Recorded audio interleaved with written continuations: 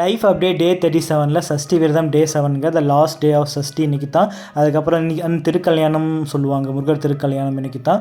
அதனால் வந்து பார்த்திங்கன்னா மார்னிங் சீக்கிரமாக எழுந்திரிச்சிட்டு சென்னிமலை முருகன் கோவிலுக்கு வந்து நம்ம கிளம்பியாச்சுங்க. போயிட்டு வந்து பார்த்திங்கன்னா அங்கே வந்து சூப்பராக இருந்துச்சு.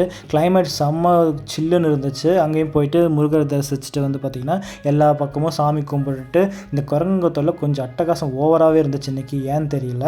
அதுக்கப்புறம் வந்து பார்த்திங்கன்னா நான் மலையை சுற்றி பின்னாக்கு சித்தர் கோவிலுக்கு போனேன். அப்போ எடுத்த வீடியோ தான் இது. அங்கேயும் வந்து பார்த்திங்கன்னா கூட்டம் ஓரளவு கம்மியாக இருந்துச்சு. கும்பிட்டுட்டு அங்கேயே வந்து பார்த்திங்கன்னா ஃபுல் அண்ட் ஃபுல் வீடியோ எடுத்தேன் எப்படி இருக்குது கிளைமேட்டுன்னு. ஃபுல் அண்ட் ஃபுல் ஃபாகியாக இருந்துச்சு, அதே மாதிரி ரொம்ப விண்டியாக இருந்துச்சு. அதுக்கப்புறம் ரிட்டன் வந்து வீட்டுக்கு வந்தேன். வீட்டுக்கு வந்துட்டு வந்து பார்த்திங்கன்னா நம்ம முருகர் சிலைக்கு வந்து பார்த்திங்கன்னா திருநீர் அபிஷேகம் போட்டுட்டு மாடி மேலே இருக்கிற மல்லிகைப்பூ 2-3 மல்லிகைப்பூ இருந்துச்சு, அதை கொண்டாந்து வச்சு பூஜை பண்ணோம். அப்புறம் சாமி ஃபோட்டோஸ்க்குலாம் வந்து பார்த்திங்கன்னா செம்பருத்தி பூவால் பூஜை பண்ணிவிட்டு எல்லாம் முடிச்சுட்டு சாப்பிட்டோங்க. இன்னைக்கு வந்து பார்த்திங்கன்னா சாப்பாடு, பருப்பு குழம்பு, அதுக்கப்புறம் வந்து பார்த்திங்கன்னா அவரைக்காய் பொரியல், அதுதான் இன்றைக்கி சாப்பிட்டுட்டு அப்போ அந்த கேஸ்கெட் மாற்றணுன்னாங்க. புது கேஸ்கெட் வாங்கி மாற்றிட்டு அதுக்கப்புறம் ஒரு 5 மணிக்காட்ட ஆஃப்லைன் போட்டுட்டு கொஞ்சம் வெளியே கிளம்பிட்டேங்க நான். இதுதான் இன்றைக்கி vlog.